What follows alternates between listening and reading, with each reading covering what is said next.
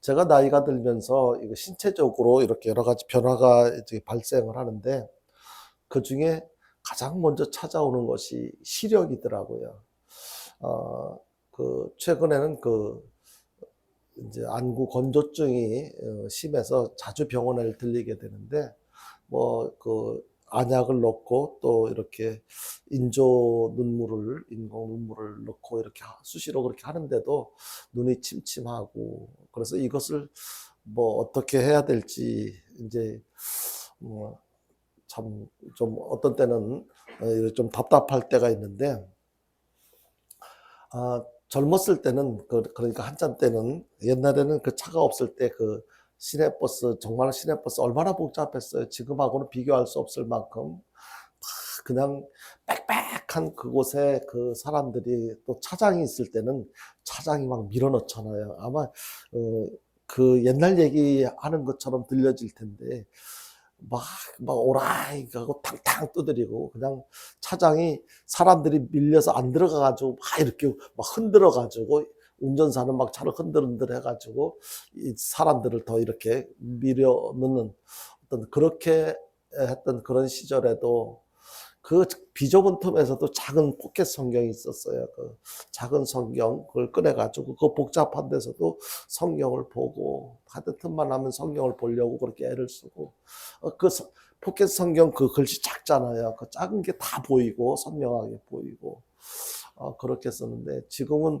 큰 글씨를 제가 그 설교 원고를 준비할 때도 항상 12포인트 글자 크기를 그 정도로 이렇게 해야 할 정도로 이제 눈이 이렇게 점점 안 좋아지는 것을 이렇게 느끼는데요. 우리가 눈으로 볼 수 있다는 것, 이게 얼마나 중요한지 몰라요. 그래서 아까 그 찬양을 우리가 조금 전에 불렀던 사람을 보며 세상을 볼 때 어쩔 수 없이 우리는 사람들을 보게 되잖아요. 세상을 보게 되고. 근데 그 찬양을 통해서 고백한 것처럼 사람을 보며 세상을 볼 때 만족함이 없었네. 나의 하나님 그분을 볼 때 나는 만족하였네.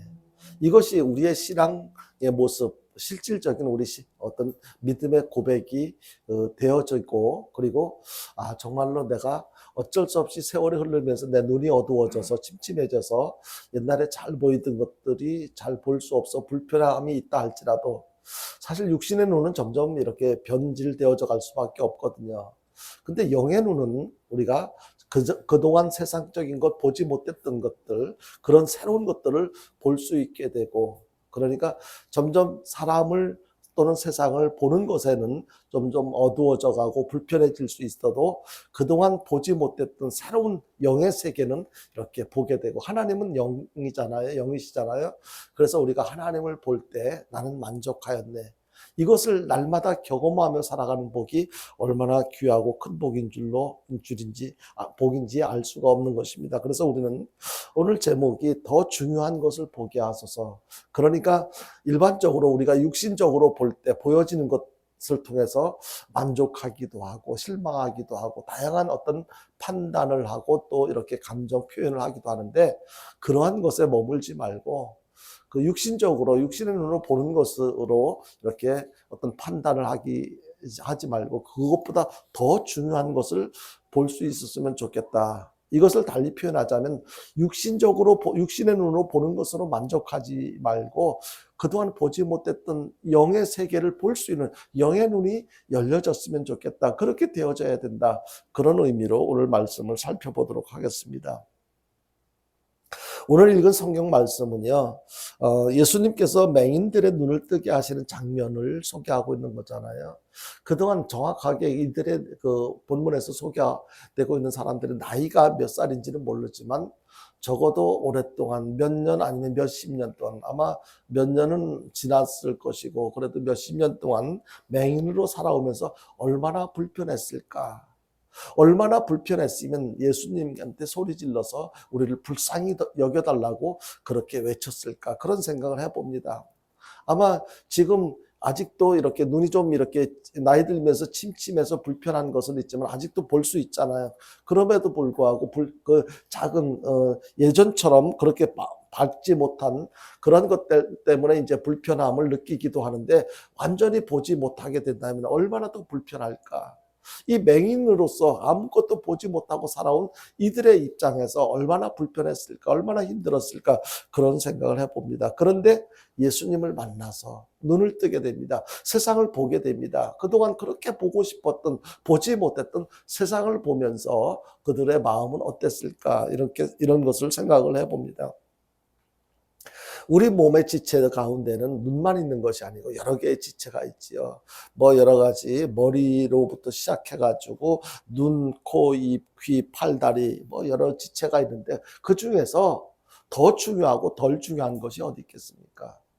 모든 지체가 다 중요합니다. 어떤 지체도 예외 없이 모두가 다 중요한데 오늘은 이 시간에는 특히 눈에 대해서 한번 살펴보려고 합니다. 그러니까 보는 것에 대해서 살펴보려고 하는데 우리가 말씀드린 것처럼 무엇을 보는 눈은 정말로 중요합니다. 왜냐하면 그냥 단순히 보는 것으로 그치지 않고 보게 됨으로써 보는 것을 통해서 다른 지체에 아주 중요한 영향을 미치거든요. 무엇을 보았느냐에 따라서 생각을 이렇게 다양하게 하게 되고 그리고 또 생각이 또 행동으로 이렇게 전이가 되어져서 행동으로 또 표현하게 되고 막 그래서 이 보는 것 때문에 여러 가지 영향을 받게 되는데 그래서 우리는 무엇을 보느냐 하는 것 굉장히 중요하다고 생각이 되어지는데요. 근데 우리가 눈을 가지고 모든 것을 다 볼 수 있는 것은 아니지요. 볼 수 있는 것도 있고 또 보지 못하는 것들도 있고요. 보이지 않는 것은 보지 못하는 보이지 않는 것은 보지 못하는 그러니까 완전한 우리가 눈이 있어도 다 볼 수 있는 눈이 아니라 어쩔 수 없이 이렇게 보지 못하는 것은 보이지 않는 것은 보지 못하는 불완전한 눈을 갖고 있다라고 할 수가 있습니다. 이와 관련해서 주님은 마태복음 13장 15절 이하 16절에서 이렇게 말씀하고 있습니다. 한번 보겠습니다. 같이 봅니다. 시작. 이 백성들의 마음이 완악하여져서 그 귀는 듣기에 둔하고 눈은 감았으니 이는 눈으로 보고 귀로 듣고 마음으로 깨달아 돌이켜 내게 고침을 받을까 두려워함이라 하였느니라. 그러나 너희 눈은 봄으로 너희 귀는 들음으로 복이 있도다. 그러니까 이 말씀은 눈은 갖고 있지만 영적 감수성을 상실한 상태를 가리키는 것임을 알 수가 있습니다. 그러니까 눈은 감았으니 하였는데 이는 본인이 스스로 눈을 감은 것이 아니고 이 진리 보는 것을 완강히 거부하는 거예요. 나는 굳이 내가 육신적으로 보는 것 외에 다른 것을 보고 싶지 않아. 극단적으로 이렇게 영적인 눈을 떠서 새로운 것을 보려고 하지 않는 모습을 말씀하고 있는데요. 그래서 눈이 없어서 보지 못하는 것이 아니라 밝은 눈을 가지고도 세상 것은 보면서 하나님의 세계는 보지 못하는 영적인 소경인 상태를 지적하고 있는 거예요.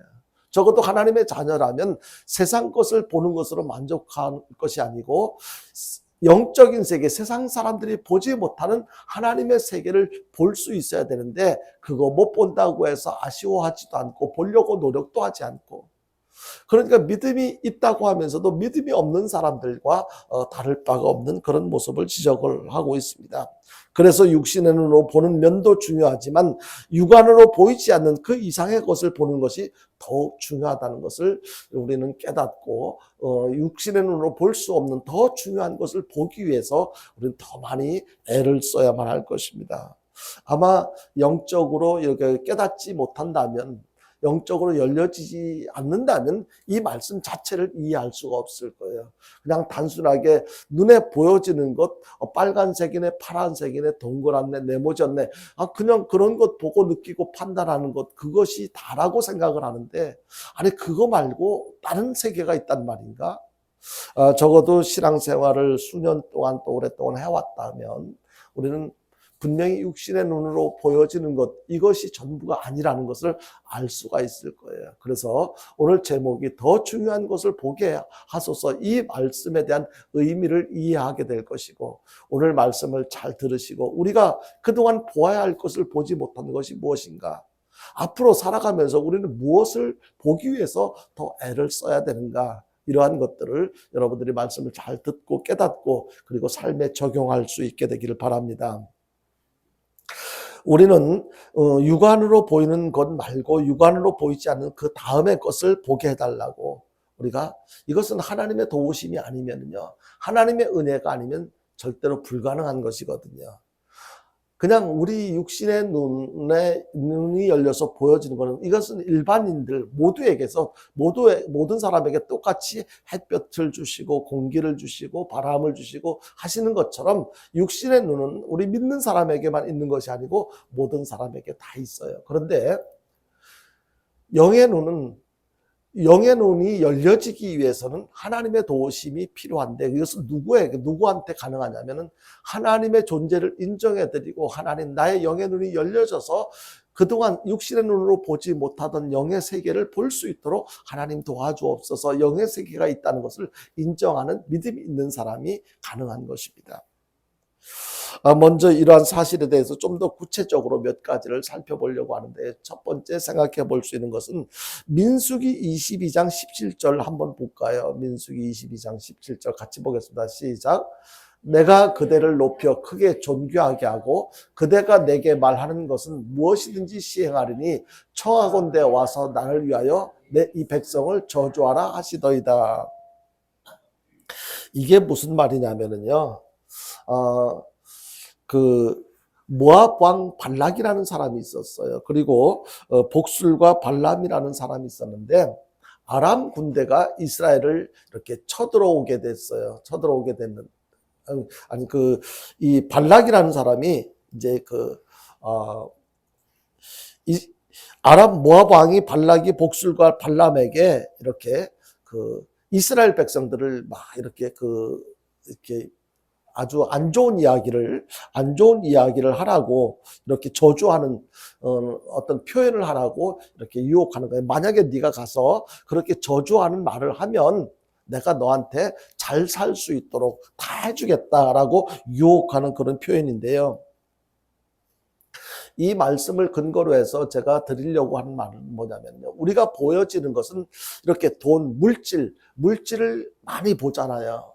그것을 의식하고 거기에 비중을 두고 이렇게 살아가는데, 물질, 돈, 거기만 집중해서 보지 말고 그 이후의 것을, 그 이상의 것을 보는 눈을 달라고 기도해야 된다라는 것을 말씀드리려고 합니다. 여기서 발람이라고 하는 사람은 이렇게, 이제 발락이 네가 복술가니까, 점쟁이니까 네가 가서 이렇게 이스라엘 백성들을 막 저주하는 그런 말을 해라. 그렇게 하면 네가 부귀영화를 누리도록 필요한 물질을 많이 그렇게 하는데, 네가 부귀영화를 누리며 살아가는데 지장이 없도록 내가 풍족한 물질을 주겠다, 그런 상황을 만들어 주겠다라고, 그렇게 자기는 왕이니까, 발락 왕이니까 그렇게 할 수 있는 능력이 있잖아요. 그렇게 하겠다고 이 발람 복술가를 미혹하는 거예요. 근데 하나님께서는요, 민수기 22장 17절에서 그렇게 유혹을 하는데요, 민수기 22장 12절에 보면은 하나님께서 가지 말라고 하시는 장면을 보게 됩니다. 하나님께서 가지 말래요. 그걸 아시니까 발락이 요구하는 그 요구를 듣지 말고 거기 가서 그렇게 이스라엘 백성들 저주하는 그런 말 하지 말라고 이렇게 말씀을 하셔요. 그러자 이제 발람은 알겠다고 안 가겠다고 해요. 그런데 마음속에 이 물질에 대한 욕심이 없어지질 않는 거예요. 계속 생각이 나요. 그래서 결국에는 나중에 이렇게 가게 됩니다. 그러니까 가게 되는데, 나귀를 타고 이제 가는데 이 천사가 나타나가지고, 하나님께서 가지 말라고 했잖아요. 그런데 가고 있잖아요. 그러니까 이 하나님의 사자가 나타나가지고 이렇게 발람이 나귀를 타고 가는 그 길 앞에서 이렇게 가로막고 이렇게 이제 서 있는 거예요. 오면은 이제 죽이겠다는 어떤 그런 뜻이겠죠. 그런데 그것을 나귀는 본 거예요. 그 천사가 칼을 들고 서 있는 모습을. 근데 이 발람은 못 봤어요. 육신적으로 이렇게 물질의 눈이 어둡다 보니까 물질만 생각하고 거기에 비중을 두다 보니까 하나님의 사자가 앞에서 못 가게 가로막고 있는 것을 보지 못한 거예요. 그러자 어떻게 됐어요? 발람을 태운 나귀가 막 그걸 사자를 피해서 다른 골목으로 가고 막 이렇게 하다가 벽에다가 막 비빕니다. 그러니까 발람이 화가 나가지고 나귀를 때립니다. 나중에 나귀가 입을 열어서 말을 해요. 내가 왜 나를 때리느냐? 발람은 보지 못했잖아요. 하나님의 사자를 보지 못했으니까 가자고 하는 곳으로 가지 않고 이 나귀가 막 비비고 엉뚱한 데로 가고 하니까 기분 나쁘니까 그 나귀를 때린 거예요. 사람이 눈에 어두우면은요, 정말 보아야 할, 물질의 눈이 어두우면은 정말로 보아야 할 영적 세계, 하나님의 사자를 보지 못해요. 그러니까 물질 그 다음에 있을 그 일에 대해서, 상황에 대해서 보지 못하는 거예요. 단순히 내가 물질 더 많이 있으면 내가 어떻게 살아갈 것인데, 뭐도 사고 무슨 짓도 하고 어디도 가고 막 그런 생각을 해요. 발람은 눈에 보이는 돈만 보았지 그 뒤에 오는 하나님의 진노하심, 하나님께서 가지 말라고 했을 때 가는 그 발람에게 하나님께서 화가 나셔가지고 어떻게 벌을 내리실지 그것까지 보지 못했던 거예요. 다시 말씀드리지만 사람이 돈에 대한 욕심을 내면은 아무것도 보이지 않아요. 돈만 보여요. 오직 그 물질만 보여요.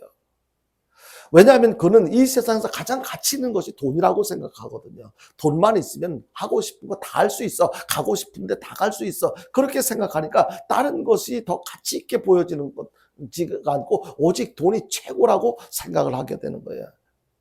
그래서 사도 바울은요, 이와 관련해서 디모데전서 6장 9절이야 12절에서 이렇게 말씀하셨는데요. 부하려 하는 자들은 시험과 올무와 여러 가지 어리석고 해로운 정욕에 떨어지나니 곧 사람으로 침륜과 멸망에 빠지게 하는 것이라. 돈을 사랑함이 일만하게 뿌리가 되나니 이것을 사모하는 자들이 미혹을 받아 믿음에서 떠나 많은 근심으로서 자기를 찔렀도다. 오직 너 하나님의 사람아 이것들을 피하고 의와 경건과 믿음과 사랑과 인내와 온유를 쫓으며 믿음의 선한 싸움을 싸우라. 영생을 취하라. 이를 위하여 내가 부르심을 입었고 많은 증인 앞에서 선한 증거를 증거하였도다라고 이렇게 말씀하고 있습니다. 이 사도 바울이 강조하고 있는 것은 너무 돈을 사랑하다가 보면 결국엔 넌 멸망할 수밖에 없어. 이것을 지금 강조하고 있는 거예요. 바울은 결코 금욕주의가 아니에요. 그렇지만 이 욕구를 제어하지 못하고 물질의 획득에 지나친 관심을 두어서 거기에만 몰두하는 것은 잘못된 삶의 형태라는 것을 지적하고 있는 거예요. 사람이 살아가는데 물질과 상관없는 삶을 살아갈 수가 있겠습니까? 우리 사람이 살아가는데 물질이 차지하는 비중은 너무너무 커요. 그럼에도 불구하고 그 물질보다 더 중요한 것을 볼 수 있어야 된다는 거예요. 그 물질 때문에 물질만 바라보다가 거기에 마음을 빼앗겨서 더 중요한 것을 보지 못하면 결국에는 그 불행은 다른 것으로 해결할 수도 없고 돌이킬 수도 없다. 물질 때문에 악에 빠지기가 쉽습니다. 대체적으로 사람들이 죄를 짓는 그 동기라든지 내용을 보면 다 무엇과 연관되어져 있습니까? 물질 때문에 그렇소. 물질과 연관되어져 있는 것을 보게 됩니다. 많은 사람들이 물질 앞에 얼마나 비겁하고 치사해지는지 모릅니다. 가난했을 때는 내가 부자가 되면 나는 이런 선한 일도 하고 저런 좋은 일도 할 거야. 많은 사람들이 나도 돈만 있어봐 너처럼 너보다 더 많이 기부도 하고 좋은 일도 많이 할 거야. 근데 막상 돈이 어느 정도 있게 되면 그렇게 합니까? 조금만 더. 사람의 욕심에는요 한계가 없어요. 조금만 더. 한계가 없는 계속해서 조금만 더. 그래서 돈 때문에 받게 될 화를 볼 수 있는 것을 미리 보는 눈이 우리에게 열려져야만 할 것입니다. 돈 때문에 그래야 보이는 돈을 최고의 것이 아니라는 것을 알고 내가 돈보다 더 중요한 것이 무엇인지 그것을 소중히 여기면서 그것을 갖기 위해서 내게 주어진 그 물질을 지혜롭게 사용할 수가 있게 될 것입니다. 돈에 대한 욕심 갖지 말고 이 돈이 물질이 결코 나쁜 것은 아니거든요. 근데 그것을 어디에 어떻게 사용하느냐 이것이 중요한 거예요. 근데 필요 이상의 물질이 있다면 그것을 정말로 가치 있게 꼭 필요한 곳에 사용해야 되는데 그렇게 하지 못하는 모습들 때문에 죄를 짓게 되고 나중에는 심판을 받게 되고 그래서요 이 돈에 대한 욕심만 갖지 말고 그 돈으로 인해서 발생되어진 그 벌 이런 것을 미리 볼 수 있는 그런 눈이 우리에게 필요하다는 것을 말씀드리고 싶은 것입니다. 그래서 이 돈 이후에 있을 그것을 미리 보고 예방하며 더 귀한 복을 지켜가는 저와 여러분들 될 수 있게 되기를 주님의 이름으로 축원드립니다. 그리고 두 번째는요. 이성 즉 쾌락만 보고 죄를 범하지 말라는 거예요. 보통 사람들은 눈에 보여지는 그 이성적인 문제, 그것을 보고 그 뒤에 발생되어질 어떤 화에 대해서는 화를 보지 못하고 막 이렇게 쾌락을 즐기다가 죄를 짓게 되고 그리고 벌을 받게 되는 그런 모습을 보게 됩니다. 사무엘상 11장 2절을 한번 볼까요? 사무엘상 11장 이제 같이 봅니다. 시작. 저녁 때에 다윗이 그의 침상에서 일어나 왕궁 옥상에서 거닐다가 그곳에서 보니 한 여인이 목욕을 하는데 심히 아름다워 보이는지라. 어떤 장면인지 여러분들 다 아시는 내용이잖아요.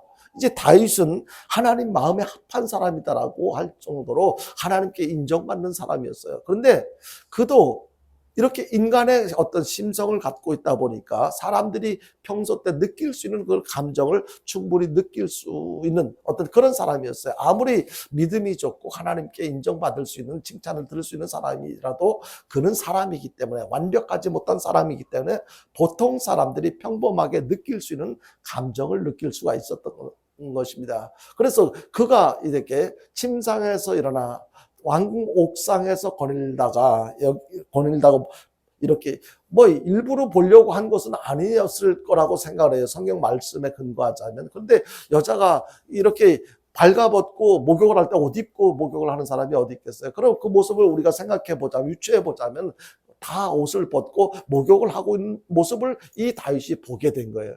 아, 저렇구나, 저렇게 예쁘구나, 아니면 좋구나, 아름답구나, 여기서 그쳤으면 크게 문제가 안 됐을지도 몰라요. 그런데 그렇게 그 모습을 보고 내 여자로 만들고 싶다라고 하는 욕심이 생기게 된 거예요. 결국에는 그 여인은 다른 사람의 아내, 자기의 군대의 어떤 그 군사의 부인이었는데 그 사람을 자기 아내로 이렇게 자기 여자로 삼고 싶어서 데려와가지고 이렇게 동침을 하게 되고 아이까지 낳게 됐어요. 임신까지 하게 된 거예요. 근데 그것으로 이 죄가 얼마나 무서우냐면요. 한번 어떤 죄를 범하고 나면은요. 이제 그때 그 다윗의 모습도 아마 눈이 어두워가지고 그 뒤에 하나님께서 지금 자기가 하고 있는 짓이 얼마나 큰 잘못인지 그리고 그 뒤에 하나님께서 어떤 징계를 내리실지 이것까지는 보지 못했던 거예요.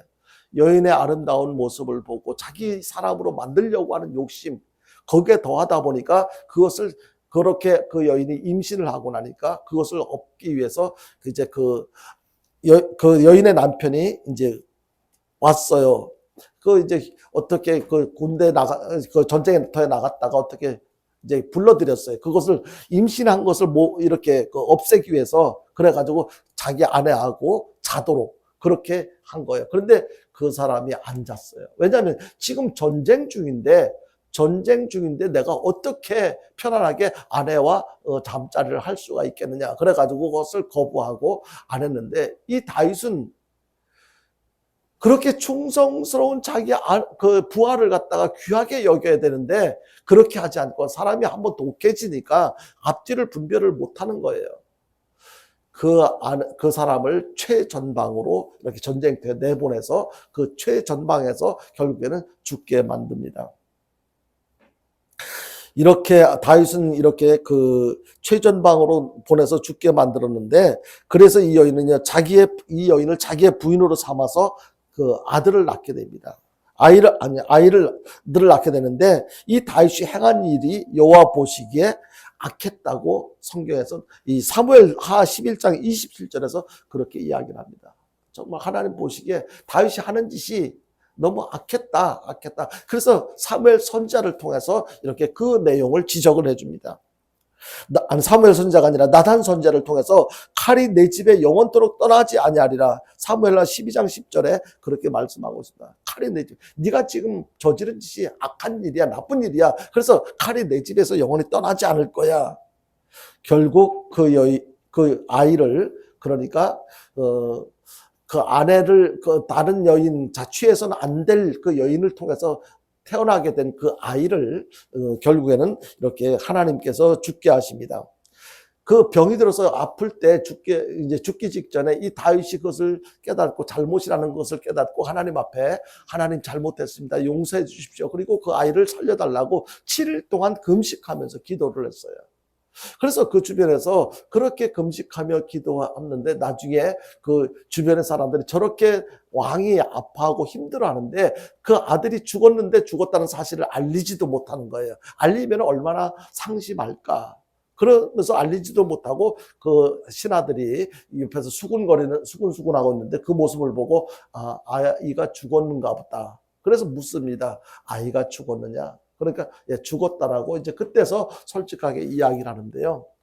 근데 그때부터 이제 다윗이 세수를 하고 식음을 전폐했던 것을 끊고 이제 식사를 합니다. 그래서 궁금해서 물어봤어요. 아니, 아이가 아플 때는 계속 이렇게 그 금식을 하시고 식사도 안 하시고 하시더니 어떻게 아이가 죽었다고 하는데 이렇게 잘 단장을 하시고 이렇게 식사를 하십니까?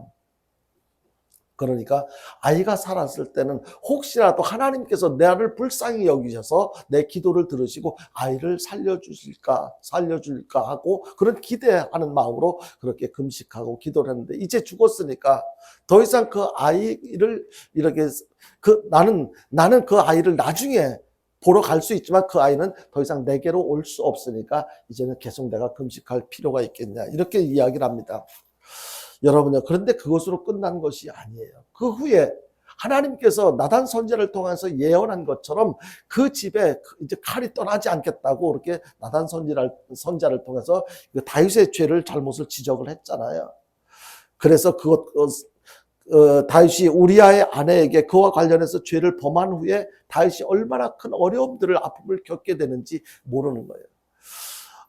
아들 압살롬, 다윗에게는 여러 명의 아들이 있었는데 그 중에 그 압살롬에게 계속 죽임의 위협을 받고 계속 도망 다니네. 아니, 왕이 자기 아들에게 이렇게 아들이 자기를 죽이려고 쫓아오고 왕인 자기는 도망 다니고 막 그렇게 비참한 생활을 하다가 나중에는 자기 아들 압살롬이 이렇게 전쟁 중에 이렇게 나무에 걸려서 비참하게 죽고 이렇게 또 그것을 죽은 것을 보고 아직 생명이 붙었을 때 그 부하가 와가지고 칼로 목을 자르고 그 목을 가지고 와서 다윗에게 알려주고 정말 보아서는 안 될, 들어서는 안 될 끔찍한 일들을 겪게 된 거예요.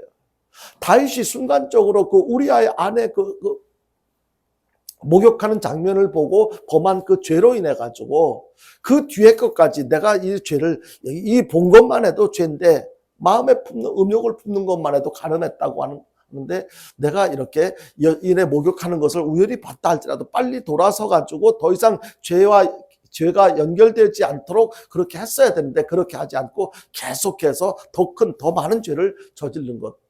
거기까지만 보았지. 자기 욕심을 충족시키려고 하는 노력만 했지 그 다음에 하나님께서 진도하시고 벌을 내리실 것까지 보지 못해서 결과적으로 그렇게 하나님 마음에 합하다고 인정받았던 다윗조차도 그렇게 비참한 어떤 그런 일들을 겪을 수밖에 없었던 것을 보게 됩니다. 이런 것을 통해서 우리가 살아가면서 이성적으로 즐겼으면 좋겠다. 그렇게 어떻게 했으면 좋겠다고 느껴지는 순간들, 모습들이 얼마나 많이 있습니까? 그런 것을 봤을 때 거기서 우리가 신앙적으로 절제할 것은 절제하고 거절할 것은 거절할 수가 있어야 되는데 그것을 그 다음의 것을 내가 만약에 지금 보여지는 것 때문에 행동으로 어떻게 했을 때 그 다음에 어떤 결과가 있겠다라고 거기까지는 영적으로 보지 못하고 단순히 이성적인 것 거기까지만 보고 어떤 죄를 범했을 때 우리는 돌이킬 수 없는 정말로 큰 아픔을 겪을 수밖에 없다.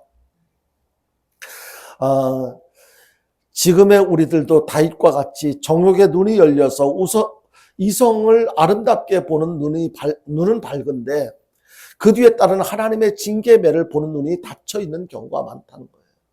그래서 여러분들 다윗이 그랬던 상황을 통해서 사건을 통해서 나는 어떤가? 우리 자신들을 살펴볼 필요가 있습니다. 그래서 이성 그 다음의 것을 볼 수 있는 영의 눈이 열려지게 해달라고 우리는 하나님 앞에 기도해야 될 것입니다. 마지막 세 번째로 한 가지 더 살펴보자면요. 우리가 겪고 있는 현재 상황이 있어요. 좋은 상황이든 안 좋은 상황이든 현재 상황. 근데 현재 상황을 보는 것, 그것으로 그치지 말고 그 지금 보여지는 발생되어진 그 상황, 그 다음의 것을 볼 수 있는 그런 영의 눈이 열려지게 해달라고 기도해야 될 것입니다. 열왕기하 6장 15절 이하 16절을 한번 볼까요? 같이 보겠습니다. 시작. 하나님의 사람의 사환이 일찍이 일어나서 나가보니 군사와 말과 병거가 성읍을 에워쌌는지라. 그의 사환이 엘리사에게 말하되 내 주여 우리가 어찌하리까 하니 대답하되 두려워하지 말라. 우리와 함께한 자가 그들과 함께한 자보다 많으니라 하고. 이 내용은요. 아까 서두에 말씀 시작할 때 제가 헷갈렸던 부분인데, 이제 아람 군대가 이스라엘을 쳐들어왔어요. 쳐들어와서 이제 이스라엘 백성들을 이렇게 둘러쌌는데, 그때 이제 엘리사의 엘리사를 수종드는 사환이 그 모습을 보고 얼마나 걱정이 됐겠어요. 우리들도 역시 마찬가지일 거예요. 우리를 위협하는 어떤 군대나 상황들이, 사건들이 주변에 펼쳐져 있는 모습을 보게 되면 그 모습을 보고 당황하지 않을 수가 없을 거예요. 지금 엘리사의 사환이 그 모습을 아람 군대가 막 이렇게 이스라엘 쳐들어와가지고 빽빽하게 둘러서 있는 모습을 보고 막 당황해가지고 엘리사 선지자에게 이야기를 합니다. 걱정스럽게 이야기를 하죠. 큰일 났습니다. 그렇게 할 때 바로 하나님의 사람을 수종드는 자가 일찍이 일어나서, 여기서 하나님을 수종드는 자는 바로 이렇게 엘리사의 사환을 이야기하는 거예요. 일찍 일어나서 나가보니 군사와 말과 병거가 성을 에워쌌는지라. 그 사환이 엘리사에게 고하되 내 주여 우리가 어찌하오리까? 대답하되 두려워하지 말라. 그러니까 사환이 본 것은 아람 군대들만 본 거예요. 근데 엘리사는 왜 두려워하지 말라고 했을까? 사환이 보지 못한 것을 엘리사는 보게 된 거예요. 어떤 것을 봤느냐면, 이 사환은 아람 군대가 지금 쳐들어와서 이스라엘 백성들을 둘러싸고 이렇게 쳐들어오는 그런 모습, 그 아람 군대만 봤지, 그 뒤에 아람 군대보다 훨씬 더 많은 천군 천사, 하나님의 군사들이 지금 이스라엘 백성들을 보호해주기 위해서 더 많은 하나님의 군사들이 있는 것은 보지 못했던 거예요. 그런데 엘리사는 그걸 본 거예요. 그러니까 걱정할 필요가 없다. 사환에게 그렇게 이야기한 것이죠. 다시 말씀드리지만 엘리사는 현 상황을 보지 않고 그 다음 하나님의 도우심을 보고 있는 것이에요. 바로 우리에게도 이것이 필요하다는 거예요. 현재 상황이 절망적일 수가 있어요. 아플 수가 있어요. 어려울 수가 있어요. 여러 가지 부정적인 표현을 할 수밖에 없는 그런 상황일 수밖에 없어요.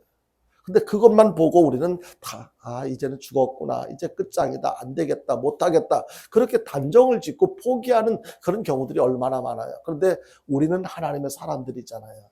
적어도 엘리사의 사환이 보지 못했던 것을 엘리사가 보고 두려워하지. 그런 똑같은 상황에서도 엘리사 사환이 보지 못하고 두려워했던 것처럼 엘리사가 그렇게 한 것이 아니고, 엘리사의 사환이 보지 못했던 것을 엘리사가 보고 두려워하지 않았던 것처럼 우리들도 영의 눈이 열려서 지금 현재 상황 그것을 보고 낙심하지 말고 그 이후의 것을 볼 수 있는 그런 영의 눈이 열려져야 할 것을 말씀드리려고 하는 것입니다. 여러분요, 엘리사는 사람의 눈에 보이는 아람 군대만 보지 않고 사람의 눈에는 보이지 아니하는 하나님의 군대를 볼 수 있었던 것입니다.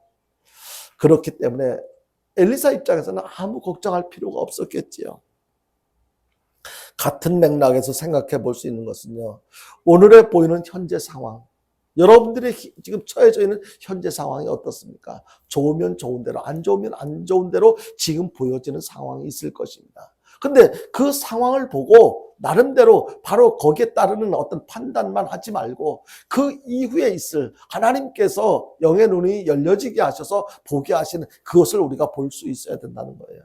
그것이 사건이든지 상황이든지 아니면 어떤 일이든지 우리에게도 바로 이런 믿음의 눈이 열려져야만 할 것을 말씀드리려고 하는 것입니다. 하나님께서는 두려워 말라, 내가 너희와 함께함이라, 놀라지 말라, 내가 너희를 도와주리라고 하는 이 음성을 우리에게 들려주고 계십니다. 우리는 이 음성을 듣고 천사를 보내 우리를 도와주시는 그 주님의 손길을 볼 수 있어야 된다는 것이죠. 여러분요, 우리에게 믿음이 있는 우리들 입장에서 믿음이 없는 사람들과 다른 점이 무엇입니까? 바로 지금의 상황, 그 이상의 그것을 볼 수 있는 영의 눈이 우리에게 확실히 열려지게 될 때 우리는 어떠한 상황에서도 두려워하거나 염려하지 않을 수가 있다는 것입니다. 지금 상황이 우리의 건강을 위협하고 행복을 위협하는 어떤 그런 상황이라 할지라도 그것 다음에 하나님께서 그것까지만 허락하신 것이 아니고 그 다음에 계획하고 계시는 그런 일들을 보게 된다면 우리는 편안하게 지금의 어려움을 얼마든지 극복할 수가 있게 될 것입니다. 이제 말씀을 정리합니다. 우리는 당장 육신의 눈에 보이는 돈만 보고 욕심을 내기보다는 돈 다음에 오는 불행을 먼저 보고 욕심을 버리는 지혜로운 삶을 살아야만 할 것입니다. 발람이나 이렇게 아간 그리고 가룟 유다 같은 사람들과 같이 그렇게 살아서는 안 돼요. 돈만 보고 우선 사람이 안 본다고 모른다고 해서 막 하나님도 안 계신 것처럼 하나님도 모르시는 것처럼 이렇게 정말로 그렇게 믿음 없이 그렇게 물질 쫓아 살아가는 어리석은 자가 되서는 안 됩니다. 그리고 이성만 보고 그 뒤에 오는 하나님의 벌을 보지 못해서 비참하게 되기 전에 정욕의 눈으로 이성의 아름다움만 보지 말고 그 다음에 비치는 이 비극을 미리 보고 요셉과 같이 피하는 지혜로운 그런 우리 성도들의 삶이 되어야만 할 것입니다. 우리들도 얼마든지 다윗이 겪었던 유혹을 우리도 받을 수가 있거든요.